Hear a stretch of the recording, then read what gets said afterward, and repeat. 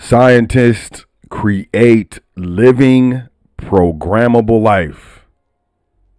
We have electronic, virtual, intelligent life, and the new digital immortality now. Now, this is a different style of current events. I am Sot L, seeker of truth L, speaker of truth L. I appreciate you checking out this episode of Current Events. Let's jump into it. As always, make sure that you sign up for the email list. A lot of things are happening. Things are going to be moving quickly. Things are moving quickly. Now, this is a special episode or a special version of Current Events, right? So what I want to jump into is let's talk about MIT technology and how these people are discussing digital immortality, how your life's data means a version of you could live forever. Now, I want to point out the date. This is 2018. And I want to say that this is a very special version of current events. Right now, we have companies. We have quantum computing. I don't know if you are familiar with quantum computing, but you should probably look into quantum computing. We have specific algorithms, artificial intelligence, vast amounts of databases, exabytes of data. And at this point, MIT, the MIT doesn't play. So they're talking about a version of you could live forever. So Hossein Ranama knows a CEO of a major financial company who wants to live on after he's dead. And Ranama thinks he can help him out. Ranama is creating a digital avatar for the CEO that they both hope could serve as a virtual consultant when the actual CEO is gone. Some future company executive deciding whether to accept an acquisition bid might pull out her cell phone, open a chat window, and pose the question to the late CEO. The digital avatar created by an artificial intelligence platform that analyzes personal data and correspondence might detect that the CEO had a bad relationship with the acquiring company's execs. Quote, "I'm not a fan of that company's leadership," end quote, the avatar might say. And the screen would go red to indicate disapproval. All right. Now, this doesn't take into consideration that as this digital avatar continues to exist, right, it's going to learn, right? So if you have a digital avatar CEO that's making decisions, as it learns, as it takes in new information, like this right here, maybe the personal, that CEO, had a bad relationship with the acquiring company's executives. So let's say, the CEO passed away 20 years prior. It may be the same company, but you have two things happening here. You have a human who has experienced human life, and I know. And then you have an artificial intelligent avatar that has machine learning or algorithmic learning. So 20 years pass. I see two potentials, right? One, the avatar doesn't realize or take into account that it's been 20 years and the executives no longer exist at that company. But the avatar could still say, "I'm not a fan of the company's leadership." You see what I'm saying? Or due to the algorithmic learning, the avatar may make a decision based off of what it thinks the CEO would do and then add new information to it when technically that's not the CEO making that decision. Let me move forward. Creepy, maybe, but Ranama believes we'll come to embrace the digital afterlife. An entrepreneur and researcher based on Ryerson University in Toronto. Based at, and a visiting faculty member at MIT's Media Lab. He's building an application called Augmented Eternity. It lets you create a digital persona that can interact with people on your behalf after you're dead. Now, listen, I'm going to do this, but not the way you think. I used to do music. I was in music. I was an international artist, and I have a lot of music and a brand as an artist. And I have no problem creating an avatar and allowing that avatar, that artificial intelligence, to continue to make music based off of my data, based off of the way I made the music, the way I made it sound, the way I pronounced the words, so on and so forth, because it's a business. And that's something that my family can, generate income off of through potentially multiple generations, multi-generational. But that's not me. That is a brand that I built and personified certain characteristics of myself, accentuated them, and then, marketed, content with it, music content with it. And that was very purposeful. That I know and comprehended at the time that I was creating a brand. I was creating an artificial entity. This right here is actual. You're talking about actual people.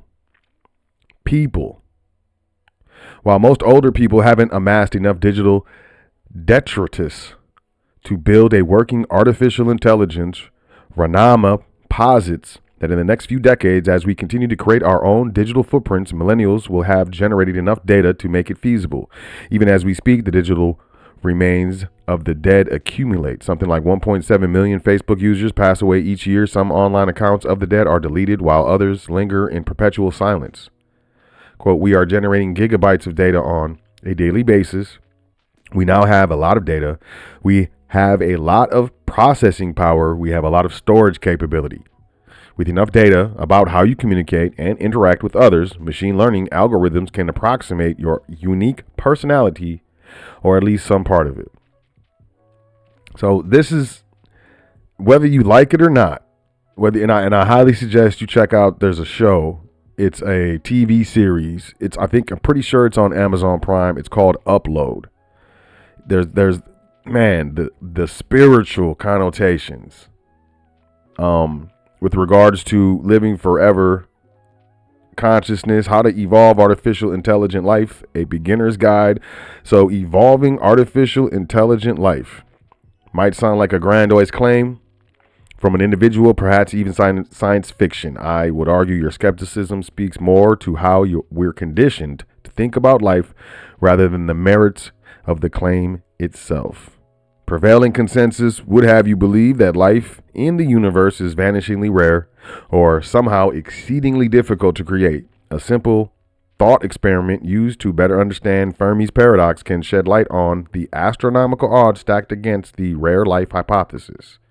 To wit, life-forming chemistries are most certainly not uniquely carbon and water-based in a narrow pressure band in a narrow temperature range between 0 to 100 degrees Celsius. Instead, they may appear anywhere up and down the temperature, radiation, and pressure spectra across a near infinite range of substances, such as methane is a liquid at low temperatures, iron is liquid at high temperatures.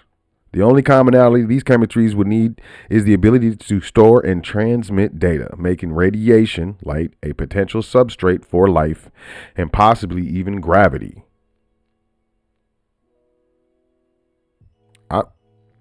And you get philosophical, you get into this stuff, right? But here, listen, Samsung, let's take it closer to earth, closer to home. Samsung's artificial neon humans are a new kind of life. This was from 2020.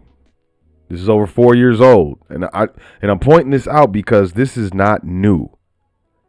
And this is a special version of current events because this stuff is current, even though I'm pointing out these sources that are old. And I'm going to get to some crazy stuff in a second, but this stuff is current. In a bid to make science fiction a reality, Samsung's future factory Star Labs has developed Neon, AI-powered virtual beings that look and behave like real humans. Unlike artificial intelligent assistants like Siri or Alexa, Star Labs' computationally created beings aren't programmed to be know-it-all bots or an interface to answer users' questions and demands. Instead, the avatars are designed to converse and sympathize like real people in order to act as hyper lifelike companions. Quote, we have always dreamed of such virtual beings in science fiction movies. Neons will integrate with our world and serve as new links to a better future, a world where humans are humans and machines are humane. The AI-powered life forms called Neons were debuted at this year's Consumer Electronics Show, CES. This was in 2020, 4 years ago, and included simulations of a yoga instructor, a banker, a K-pop star, and a news anchor and fashion model. While the Neons may appear to be modeled after real humans, each one has its own unique personality, according to the company. This includes being able to move, express themselves, and speak. They can also remember and learn things about their user and speak in any language. The Neons are still currently in their early development phase, acting mainly as AI chatbots in human-like form. Okay, so I'm gonna find it. What I'm gonna do is I'm gonna pause right here. Y'all ain't gonna be able to tell because I'm gonna come right back, but I gotta find this video. Found it. Okay, so check this out. We have this guy. What's his name? You gotta pay attention to these people. And look, this is happening as we speak. So where did it go? Here we go. The rise of the useless class. You got to check this out. And look, here's the 2017 Yuval Noah Harari. He's a historian. He offers bracing predictions. Just as mass industrialization created the working class, the AI revolution will create a new unworking class.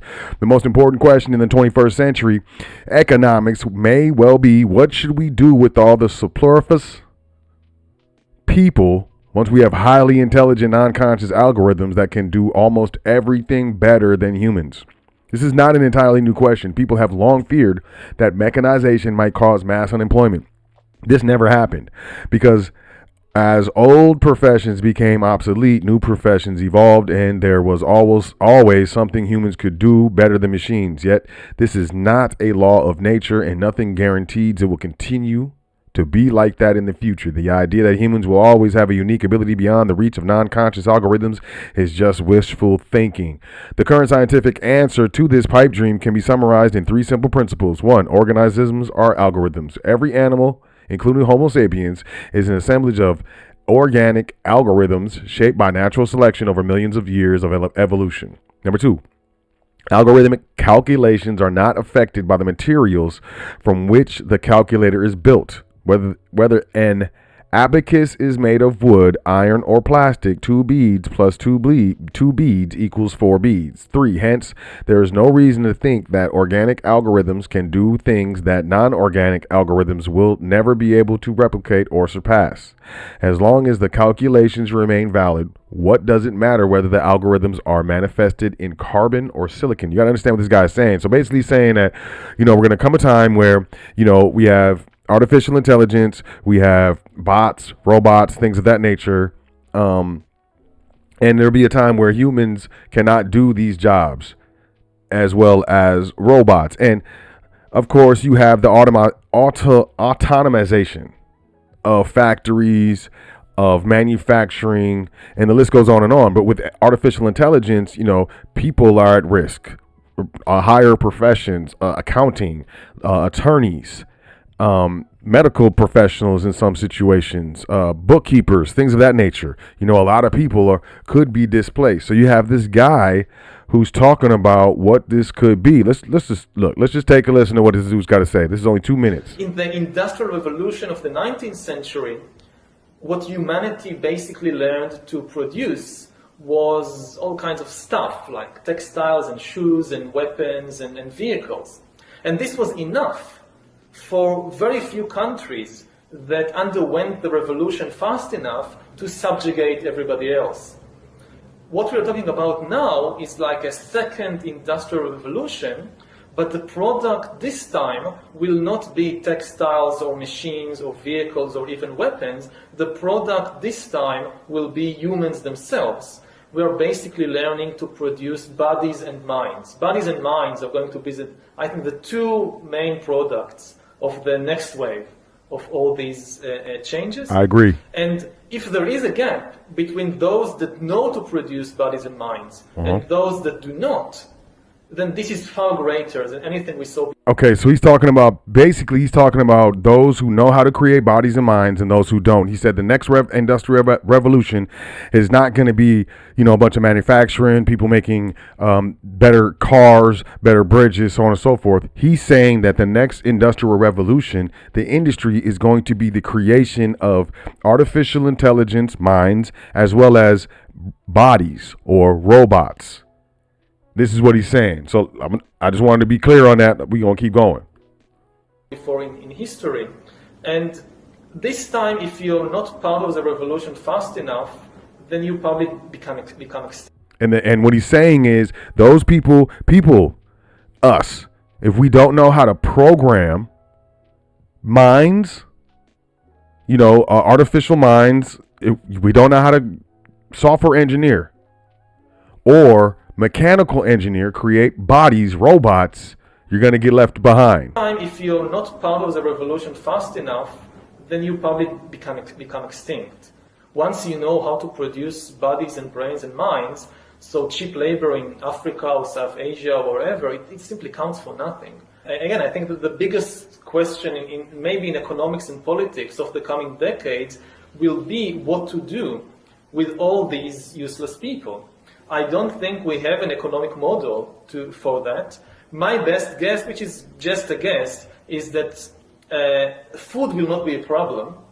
With that kind of technology, you will be able to produce food to feed everybody. I agree. The problem is more boredom and what to do with them and how will they find some sense of meaning in life when they are basically meaningless, worthless. My best guess at present is a combination of drugs and computer games. You understand what he just said? And now things like, this Apple Vision Pro should start to make more sense, because as they figure out how to create artificial brains and artificial bodies, he's saying, what does it matter if it's a carbon-based life form, which is what we call natural, or a silica-based life form, which would be what we call unnatural, a computer with a body.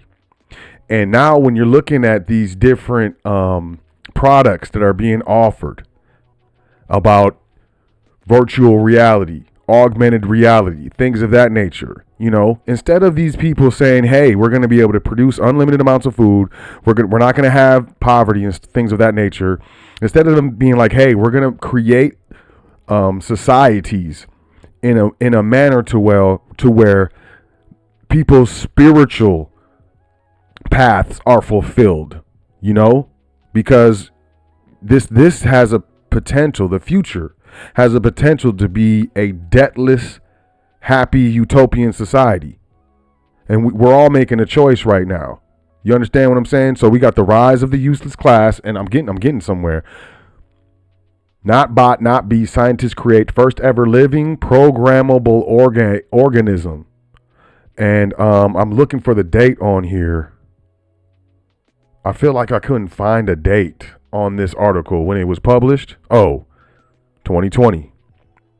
So over 4 years ago, a remarkable combination of artificial intelligence and biology has produced the first living robots. This week, a research team of roboticists and scientists published their recipe for making a new life form called xenobots from stem cells.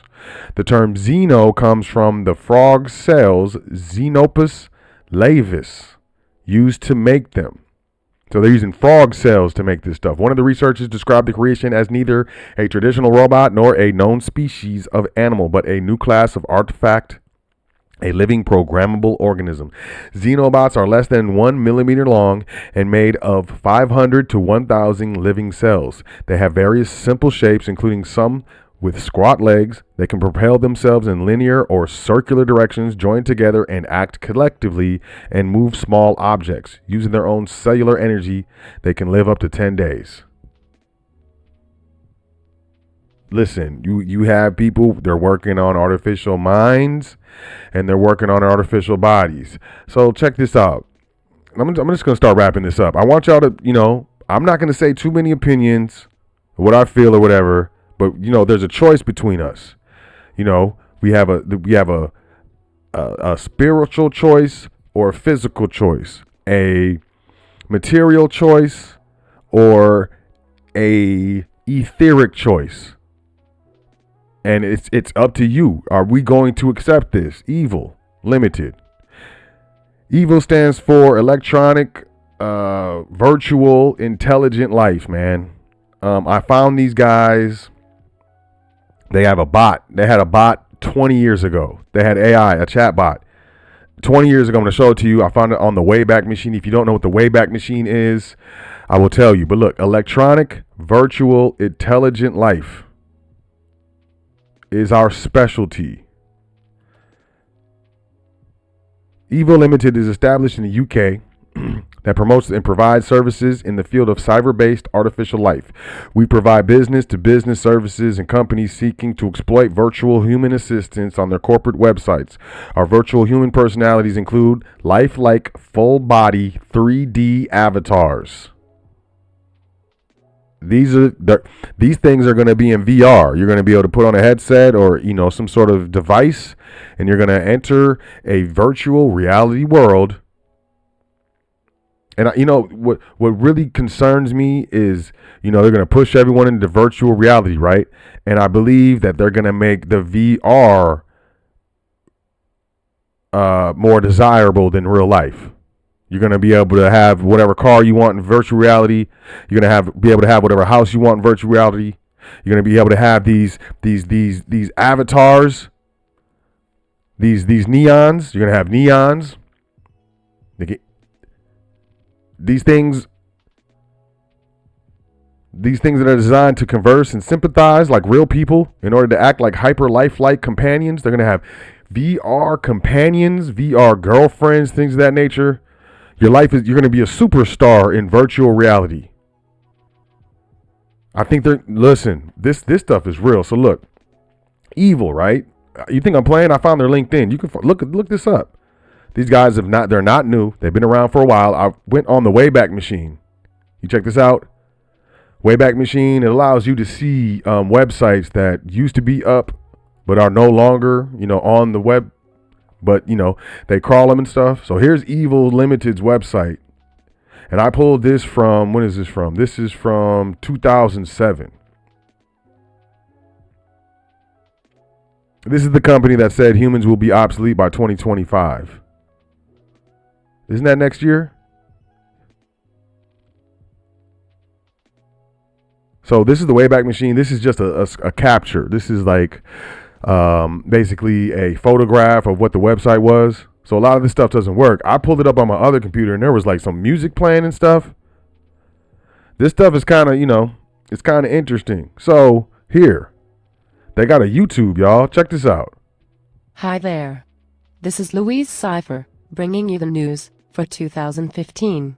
For humans, this year marks the point of no return.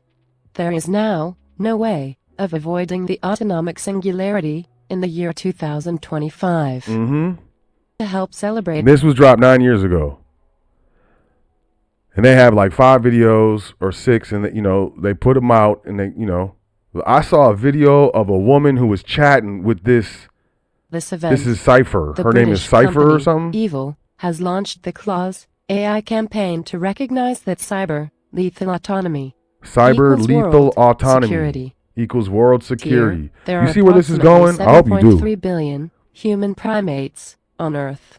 As this infestation increases, They we call it see human more and primates more intergroup an aggression, infestation. especially between national groups of these human primates. Cyber lethal autonomy provides the best opportunity to control this aggression and to help produce a more manageable and sustainable sized population. This year, there are 3 billion. I'm done. Did y'all hear? Y'all heard that, right? This is from 2015. They said that by 2025, it's over. They'll be self-aware. This artificial intelligence will be self-aware. I saw a video of a woman watching, or she was talking. She was typing stuff in to the keyboard, and this bot right here was talking back to her and saying some weird stuff. And then she would ask her to elaborate on what she said, and then the bot wouldn't say nothing. It was weird. It was really weird. So here's what I'm going to say. Just pay attention. That's all. If you don't want to get left behind, I suggest starting a business. But also know what's coming and just pay attention. Really just pay attention. And then ultimately, the only way to really get ahead of this is to get into robotics, get into programming, get into coding, get into these things. Especially now with YouTube, we have content creators, people who have went to school for 4, 6, 8, 10, 12, 15 years, accumulative, right?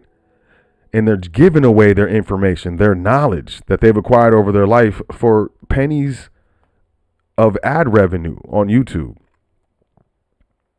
So, coding, learning how to code, learning mechanics, learning these things, learning how to produce a product, that is desirable. That's going to be important. It's going to be very, very important.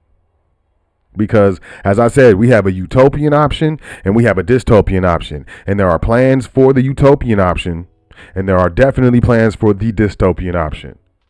So I just want to make sure y'all understand that. Make sure you check out welcome to thefoundation.com. Sign up for the email list right here. You free yourself from this system. We have private membership areas. It's free. You just got to ask for an invite. There are ways to upgrade your account, but you have your own private account, your own membership area. We call it the private side. You can email me, admin@welcometothefoundation.com if you're interested. We also have, if you're ready to set up your private estate, you're ready to go private, stop using these public structures. I don't care what you say. The birth certificate, if the name is in all capital names, there's a state seal on top of it, not a family seal. That is a public structure. The truly informed understand, and we use private structures that do not owe their existence to any state or any part of the United States. They're private. They're governed by the contract, not by statutes. And that's all I'll say about that.